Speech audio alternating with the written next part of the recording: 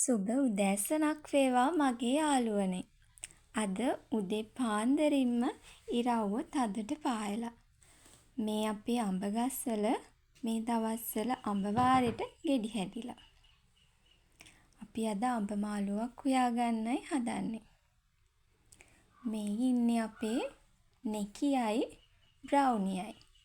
මේ දෙන්න නම් ඉතින් කොච්චරවත් රණ්ඩු වෙච්ච ගමන්මයි. නෙකී පොඩ්ඩක්වත් කැමති නෑ බ්‍රවුනියත් එක්ක සෙල්ලම් කරන්න එනවට. පේනවනේ එයාට ටිකක් තරහ ගිහිල්ලා. හැබැයි ඉතින් බ්‍රවුනිට නම් හැමතිස්සෙම ඕන නෙකියත් එක්ක සෙල්ලම් කරන්න.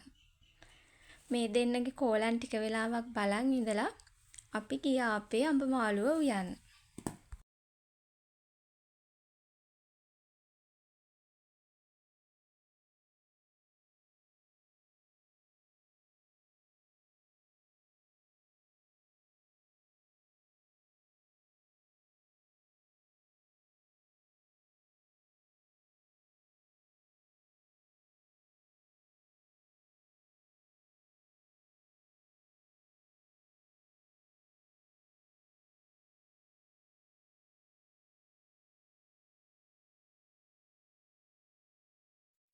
අඹ ගෙඩියේ පොත්ත අයින් කරන්නේ නැතුව එහෙමම කෑලි වලට කපා ගන්නවා.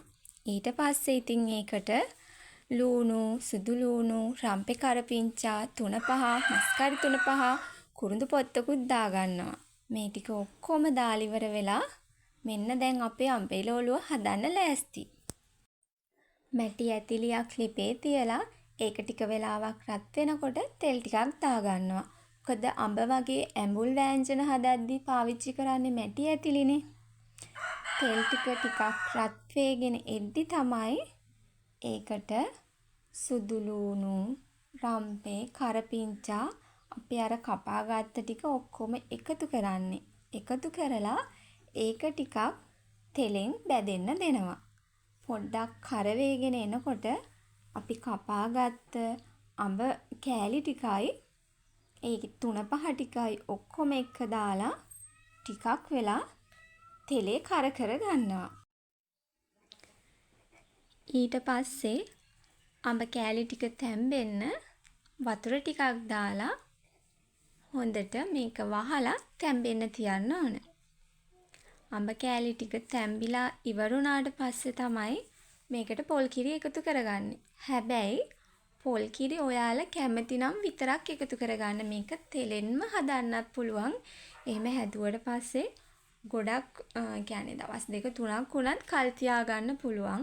මිටි කිරි දෑවම නම් එහෙම තියාගන්න බෑ. ඉක්මනට නරක් වෙන්න බලනවා. මේක චට්නියක් වගේ ගොඩක් දවස් තියාගෙන කන්න ඕන නම් පොල් කිරි එකතු කරන්නේ නැතුව මේ සීනි විතරක් එකතු කරලා හදාගන්න පුළුවන්.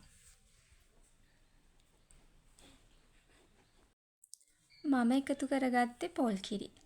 පොල් කිරි දාලා ඊට පස්සේ තව ටික වෙලාවක් මේක හොඳට පැහෙන්න තියනවා. ඒ වගේම මේ වෙලාවෙදිම පුළුවන් අපිට අපි කැමති තරමට සීනිත් එකතු කරගන්න. සීනි ඉතින් තමන් කැමති විදිහට රස අඩු වැඩි කරගන්න පුළුවන්. ගොඩක් සීනි කන කෙනෙක් නේ මම සීනි ටිකක් වැඩිපුර එකතු කරගත්තා. දැන් ඉතින් ටික වෙලාවක් තියලා අඹ එළවලුව ලිපෙන් බා ගන්න පුළුවන්. දැන් අඹ එළවලුව හදලා ඉවරයි.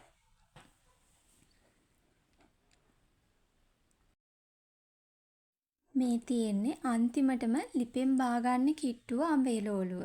හොඳට බුබුලු දාලා පැහෙද්දි අඹ එළවලුව ලිපෙන් අයින් කරගන්නවා. සීනිත් දාලා තියෙන නිසා ගොඩාක් වෙලා තිබුණොත් එහෙම සීනි වලට අඹ එළවලුව අඩිය අල්ලන්න පුළුවන්. උදේ ඉරව්ව ලස්සනට පායලා තිබුණට ටිකක් දවල් වෙනකොට නම් පොඩි වැස්සක් වැටුණා. මාස ගානකට පස්සේ තමයි මෙහෙට මේ තරම්වත් වැස්සක් වැටුනේ. ඒ වැහැපු වැස්ස නිසා ගහකොළ වලට අමුතු ජීවයක් ලැබිලා.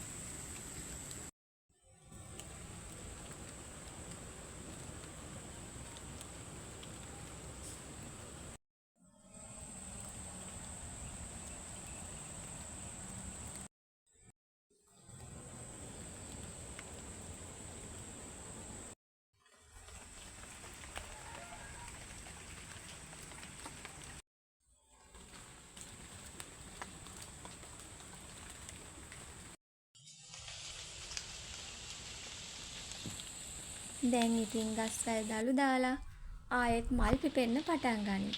අලුතෙන් ගෙඩි හැදෙන්න පටන් ගනී. මේ වර්ෂා කාලේ ආරම්භයනේ.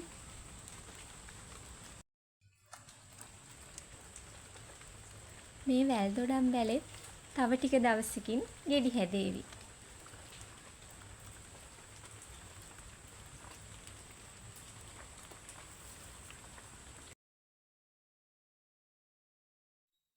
මේ තියෙන්නේ අලුතින් වැටිච්ච පුවාලු කැනක්. අපේ පැත්තේ නම් මේවට කියන්නේ පුවාලු කියලා. ඔයාලගේ පැතිවල මේ කෙසෙල් වර්ගයට කොහොමද කියන්නේ? කමෙන්ට් එකක් දාගෙන යන්න. මගේ වගාවේ තියෙන අනිත් දේවල් තමයි මේ. මාළු මිරිස්, දෙලුම්. එතනින් ගියාම ඔය තියෙන ලස්සනට හැදෙන බුලත් වැලක්. මම මේකට නම් හරිම ආදරේ. බුලත් කියන්නේ ගෙදරකට නැතුවම බැරි දෙයක්. මේ තියෙන්නේ වට්ටක්ක වැලක්. තාම නම් මේකේ ගෙඩි නැහැ. මේ තියෙන්නේ මුරුංගා. මේ දවස්වල මල් තියෙනවා. මුරුංගවල නම් හොඳටම ඵලදාව හැදෙන්නේ පායන කාලෙට. වහින කාලෙට වඩා මුරුංග හැදෙනවා පායන කාලෙට. මේ තියෙන්නේ කරවිල වැලක්. ඒ වගේම මෑ කරලුත් තියෙනවා. වැස්සත් එක්ක මේ වගේ හොඳට කරල් හැදේවි. පහුගිය දවස්වල පෑවුව නිසා ටිකක් අඩු වුණා ඵලදාව. පුංචිම හරි වගාවක් කරාට පස්සේ හිතට දැනෙන්නේ ඉතින් පුදුම සතුටක්. ඒ සතුට ලබන්න නම් ඉතින් ඔයාලත් වගාවක් කරලම බලන්න ඕන. දැන් ඉතින් කුඹුරු වල වැඩ කරන්න වතුර දීලා තියෙන්නේ ඇලවල් වල. හෙට අනිද්දා වෙනකොට ඉතින් වැඩ පටන් ගනී. ඊට පස්සේ මේ පැත්තම කොළ පාට යායක් වෙනවා. එතකොට ඉතින් මේ වෙල්ල ආයේ ලස්සන පෙන්නන්න මං ඔයාලට වීඩියෝ එකක් අරන් එන්නම්. ඉතින් අදට නම් යන්න වෙනවා. ආයේ අලුත් වීඩියෝ එකකින් ඉතුරු ටිකත් අරගෙන එන්නම්. එතකන් සතුටින් පරිස්සමින් ඉන්න. ඒ වගේම අපේ වීඩියෝ ගැන ඔයාලගේ අදහස් කමෙන්ට් සෙක්ෂන් එකට දාන්නත් අමතක කරන්න එපා. ඒ වගේම අපේ වීඩියෝ වලට ඔයාලා කැමති නම් අපිව සබ්ස්ක්‍රයිබ් කරගෙන යන්නත් අමතක කරන්න එපා.